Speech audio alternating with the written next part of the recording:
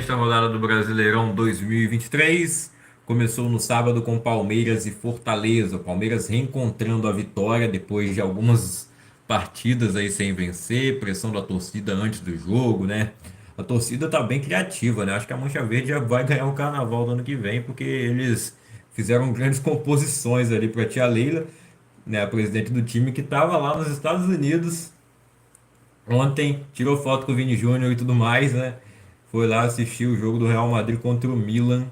Eu acho que ela não foi só para isso, deve estar fazendo outras coisas, mas aproveitou para assistir Real Madrid e Milan pela pré-temporada, né? Os dois times estão fazendo pré-temporada lá. E isso até foi comentado pela torcida do Palmeiras também já depois, né? O jogo do Palmeiras foi no sábado, esse jogo do Real Madrid foi no domingo. Os protestos do lado de fora do estádio antes da partida contra o Fortaleza, né? O Palmeiras vinha aí de 5 jogos sem vencer, né? A última vitória foi contra o Bolívar, na Libertadores, ganhando de 4-0. Depois aí um empate com o Atlético Paranaense, derrota para o São Paulo, empate com o Flamengo, derrota para o São Paulo de novo, empate com o Inter e agora volta a vencer contra o Fortaleza em casa pelo Campeonato Brasileiro. É uma vitória muito importante para o time do Abel Ferreira, né? Recuperar aí um pouco da confiança. É um time que ainda precisa de reforços, com certeza. É, O Richard Rios abriu o placar, né, aos 8 minutos, com um gol bem engraçado a finalização dele, né? Acabou entrando, ninguém estava esperando, eu acho, esse chute. O Lutero empatou por Fortaleza de pênalti no finzinho do primeiro tempo. E aí no segundo tempo o Palmeiras sofreu um pouco para conseguir empatar, né? Apesar de ter tido bastante chances, né? Bola na trave e algumas defesas do João Ricardo, né? O Rafael Veiga fez o gol que colocou o Palmeiras de novo na frente. O Breno Lopes fechou a conta. Para mim ele estava merecendo o gol, fez uma boa partida. O herói da Libertadores de 2020, né? Naquele jogo contra o Santos. 3-1 para o Palmeiras, então recupera aí, volta a vencer no campeonato. Está no G4. Fortaleza segue na parte de cima da tabela. Uma derrota que já era calculada, né? E por algum momento o Leão chegou a sonhar com a vitória, né? Ou pelo menos sai de lá com um ponto, né?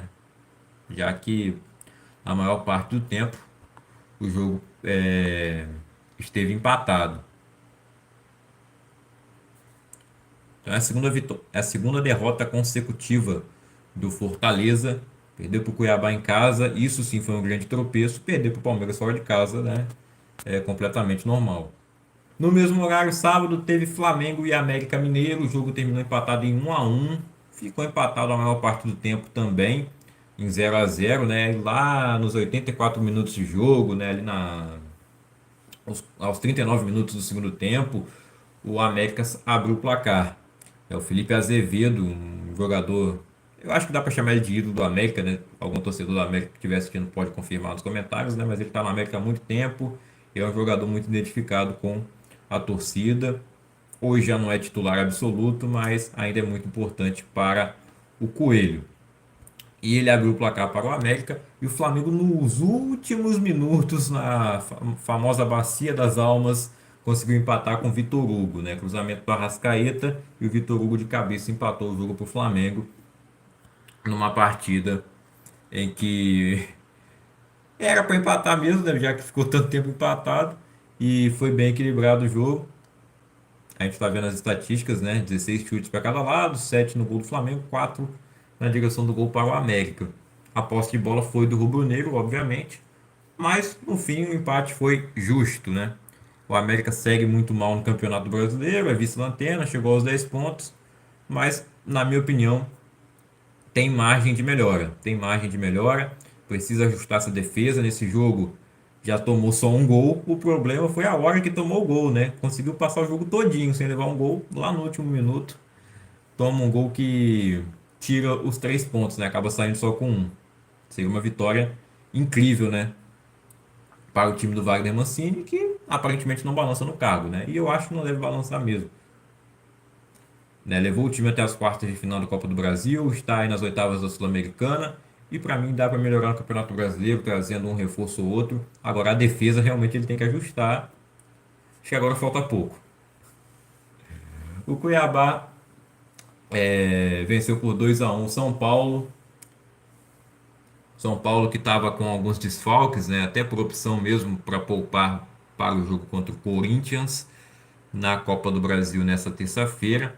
O Rafinha, por exemplo, foi um desfalque que estava lá na Alemanha, né? O Rafinha viajou para a Alemanha para jogar uma partida lá comemorativa com o Bayern de Munique, né? Os campeões em 2013, ganharam a Champions League, Bundesliga e a DFB Pokal, né? Que é a Copa da Alemanha. Eles fizeram a Tríplice Coroa lá em 2013 e tiveram um jogo desse time histórico.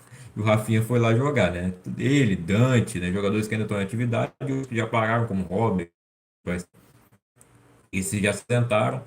E desses, o único que continua no time até hoje é o Neuer, né? Então ele também estava lá. Mas aí, muito torcedor do São Paulo ficou incomodado com isso, né? O cara não jogou, ele vai ser poupado? Não, ele foi jogar uma partida nada a ver lá na Alemanha. Né? Então, se o Rafinha, por acaso, não jogar bem contra o Corinthians, o torcedor vai pegar no pé sobre isso. Agora, o Cuiabá consegue mais uma vitória, segunda vitória consecutiva. Em casa, né, onde o Cuiabá tem tido mais dificuldade no campeonato do que fora de casa. A maior parte das vitórias do Cuiabá foram fora de casa. E dessa vez o Davidson não foi o responsável por dar a vitória ao Cuiabá, né? Aliás, se dependesse dele, o Cuiabá não venceria. O Davidson desperdiçou um pênalti, mandou a bola na trave, mas o Cuiabá não precisou desse gol, né? Depois teve até outro pênalti que o Cleison bateu ao invés do Davidson, né? Ele já tinha perdido, estava 0 a 0 ainda. O Cleison voltou recentemente lá do mundo asiático, e fez seu primeiro gol nessa volta ao Cuiabá. Depois o Isidro Pita, que foi contratado, né, para ser uma sombra para o Davidson, fez um bom campeonato no Juventude ano passado, apesar do rebaixamento. Ele fez seu primeiro gol no Brasileirão com a camisa do Cuiabá. E o Natan descontou para o São Paulo lá no finalzinho, né, bem no finalzinho mesmo, mas não adiantou, né, terminou 2 a 1 para o Cuiabá, grande vitória para o Dourado do português Antônio Oliveira, que saiu do Cuiabá no fim do ano passado. Em menos de 6 meses ele voltou após um trabalho ruim no Curitiba, né? Péssimo. Mas o Cuiabá já se acerta de novo. Não era nem para ter saído, né? Bahia e Corinthians empataram em 0 a 0. Corinthians dividindo atenções com a Copa do Brasil, e o jogo contra o São Paulo consegue pelo menos empatar. Dois times que estão numa situação parecida no Campeonato Brasileiro, né? Brigando na parte de baixo. Bahia nesse momento é o primeiro time fora da zona de rebaixamento. Corinthians está por ali também. 0 a 0. Não é bom para nenhuma das duas equipes, mas eu acho que principalmente o Bahia, que jogava em casa e que teve a maior parte das chances no jogo, né? O Corinthians só conseguiu chutar uma bola na direção do gol. O Bahia de 18 acertou 5 no gol, mas não marcou. O Grêmio recebeu o Atlético Mineiro na Arena do Grêmio, em meio a essa situação do Luizito Soares, se ele vai para o Inter Miami, se vai ficar no Grêmio. E muito se fala, né? O Soares foi até a Arena assistir a partida no camarote, tomando lá seu chimarrão. Deve jogar contra o Flamengo, ao que tudo indica, né? Nessa quarta-feira. Eu acredito que ele vai jogar e eu acredito que ele vai ficar pelo menos até o fim do ano, cara. Porque a gente não vê o Soares falar nada sobre a saída, né? A gente só vê a imprensa falar, e perguntar aos jogadores, perguntar ao Renato. O Renato não quis falar, disse que já está na mão do presidente. E aí, né? Dizem que o Soares chegou para o presidente e falou que ele pagava 10 milhões, né, do bolso dele para ir jogar no Miami. Olha, cara, mas aí falta o Soares mesmo falar, né? Ele devia falar, devia se posicionar aí e dizer: pô, eu quero ir embora mesmo, ou não, eu tô fazendo de tudo aí pro time sair bem, né? Eu acho que ele deve cumprir o contrato ou pelo menos deixar passar a situação na Copa do Brasil, que é onde o Grêmio tem chance de título real. No Brasileiro é um pouco mais complicado, apesar dele ser o time mais próximo do Botafogo, no momento ainda ter um jogo a menos. Eu acho que pelo menos a Copa do Brasil deveria deixar passar. Estamos na final, vou ficar, vou jogar a final. Fomos eliminados, tá aqui os 10 milhões. O Inter Miami paga mais uma parte, ó, tchau. O Grêmio estaria disposto a vender por 15, 20 milhões, já que a multa de 70 milhões nenhum time saudita pagaria, né? Por um jogador de 35, 36 anos com problemas físicos. Agora na partida, né, sem o Luizito Soares em campo, o Grêmio ganhou de 1 a 0, gol marcado pelo Ronald. Gol de cabeça, eu acho que era uma bola defensável para o Everson. Era uma bola também que estava para a defesa do Atlético cortar, mas a bola entrou. O Galo chegou a empatar o jogo lá no finalzinho, né, com o Allan Kardec. Mas o gol foi anulado por impedimento. Impedimento muito duvidoso, né, milimétrico, digamos. O ombro e um pedaço do joelho dele parece estar na frente, porque o ombro, para mim, não sei se deveria ser considerado impedimento, né? Na regra que a FIFA está para aprovar em breve, né? Mudanças que devemos ter no regulamento, que onde a distância for mínima, né? Prevalece o gol, né? Se for gol, prevalece. Se a distância for bem pequena lá, e seria o caso, né? Mas o gol do Allan Kardec foi anulado. O Grêmio perdeu só. O Atlético perdeu só por isso? Não, né? E é incrível como o Filipão não consegue ganhar um jogo, né? Dessa vez, mais uma derrota. Ele que tem história no Grêmio até, inclusive, né? Não teve lei do ex do técnico. E aí o Galo teve mais chances, né? Criou mais chances. Três bolas na direção do gol. Nenhuma levou tanto perigo assim. Tirando o gol que foi anulado, né? Mais posse de bola. Mas o Renato, que é um técnico ofensivo, dessa vez fez o gol lá no comecinho, segurou a vitória, garantiu os 3 pontos e se guardou também para jogar contra o Flamengo na quarta pela Copa do Brasil, onde eu já falei, né, que a chance do Grêmio de ganhar o título é bem maior. E se tem essa situação do Suárez ir embora, o Grêmio anunciou hoje, né, que o Luan está de volta. O Luan rescinde com o Corinthians, vem para o Grêmio para ganhar R$ 50 mil. Um salário baixo, né, perto do que ele estava ganhando no Corinthians para não jogar, que era 800 mil. Contrato até o fim do ano. É uma das últimas chances do Luan. Eu diria que é a última chance. Em time grande, com certeza é. Se o Renato não recuperar ele, ninguém mais recupera.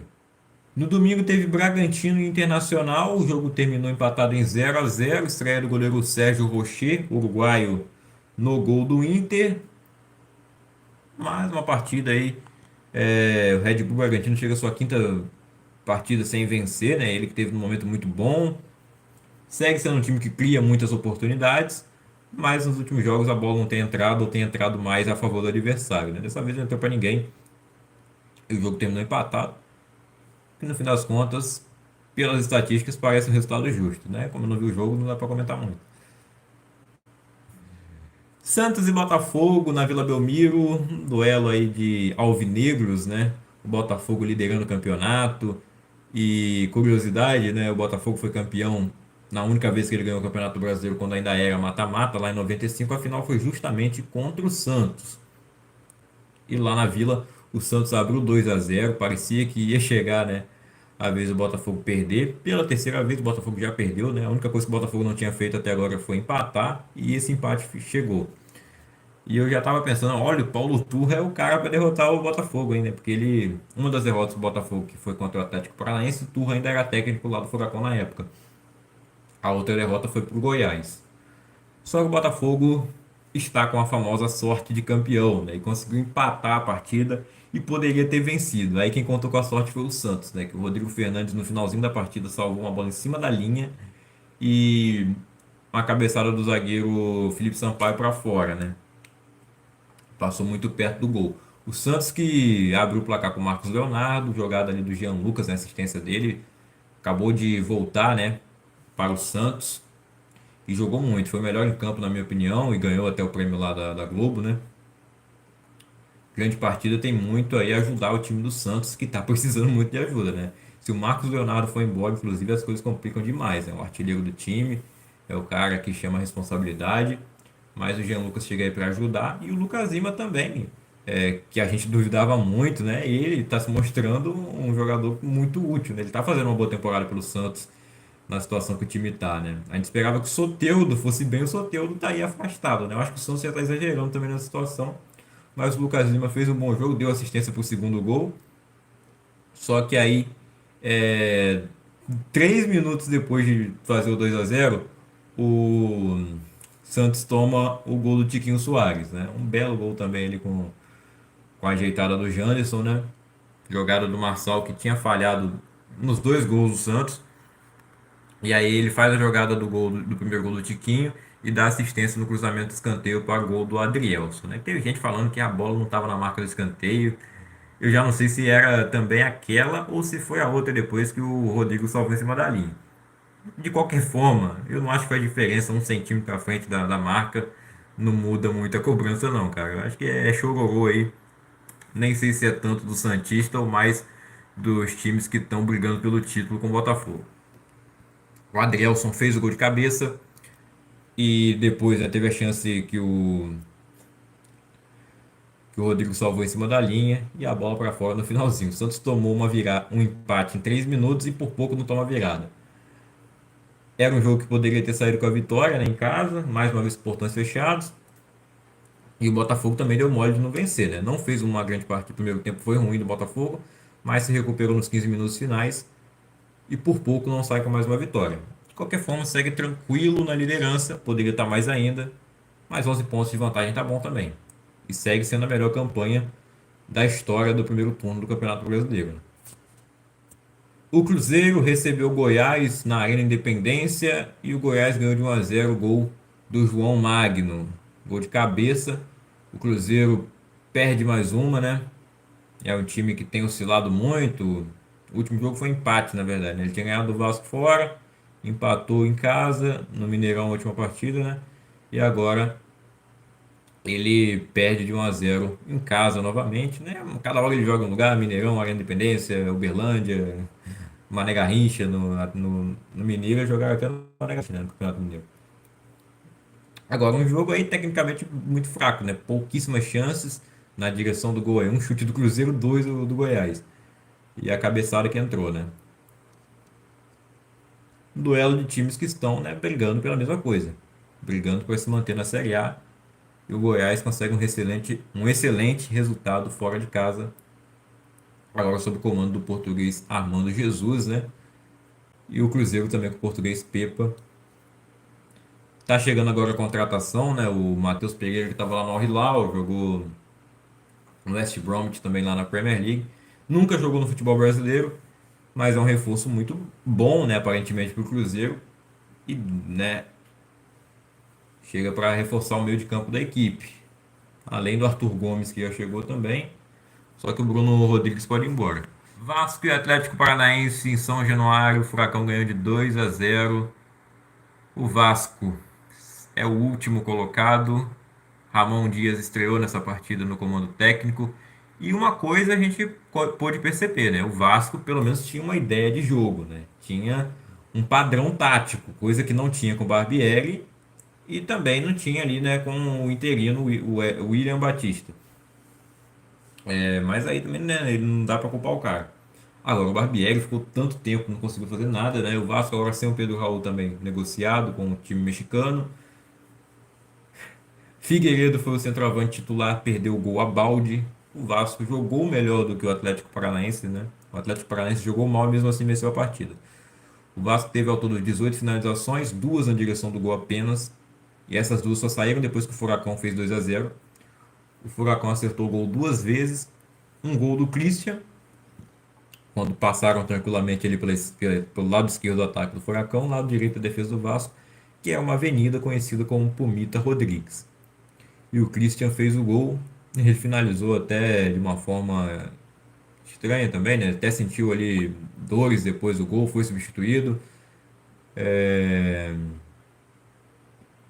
E aí depois teve o pênalti em cima do Vitor Roque, né? Teve até confusão, mini confusão, né? Não chegou a ser naquele nível Henrique Dourado e Bruno Rodrigues, não passou nem perto disso, né? O Vitor Roque sofreu o pênalti, queria bater.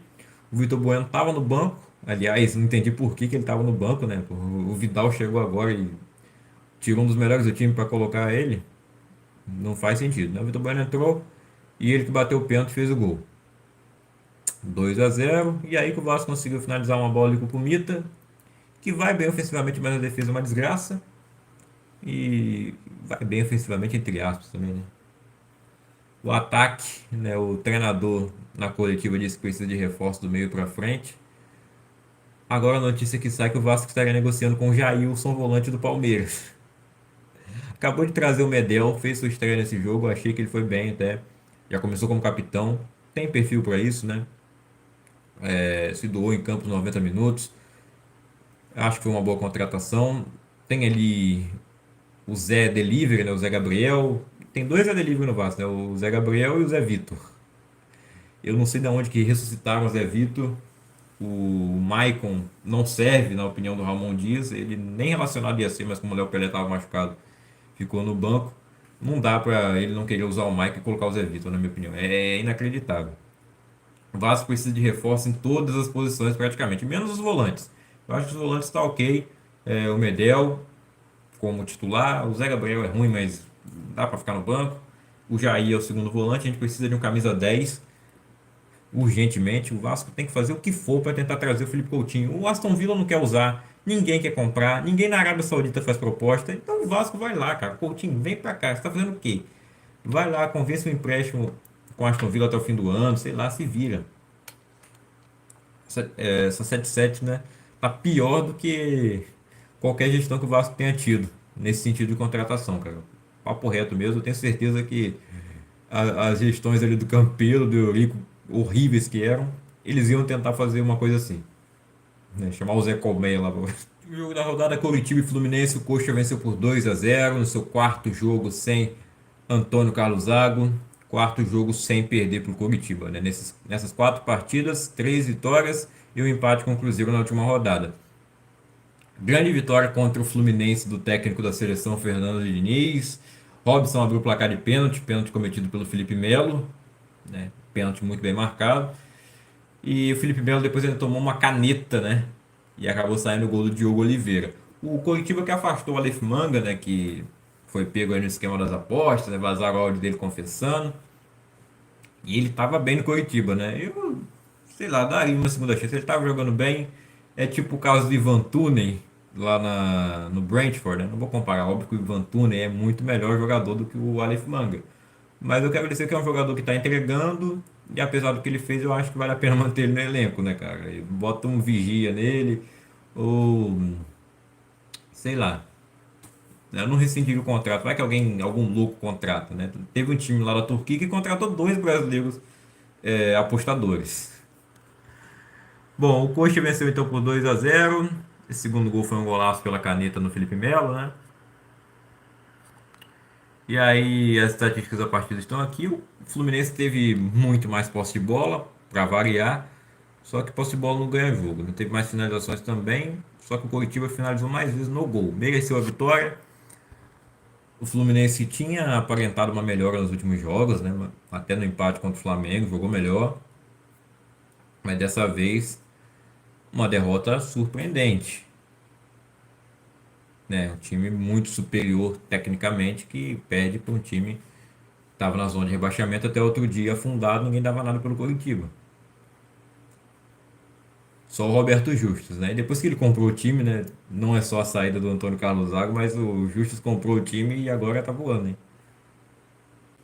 Vamos à classificação então do Campeonato Brasileiro após a 16ª rodada. Botafogo segue líder disparado, mais líder do que nunca, 40 pontos para o Glorioso.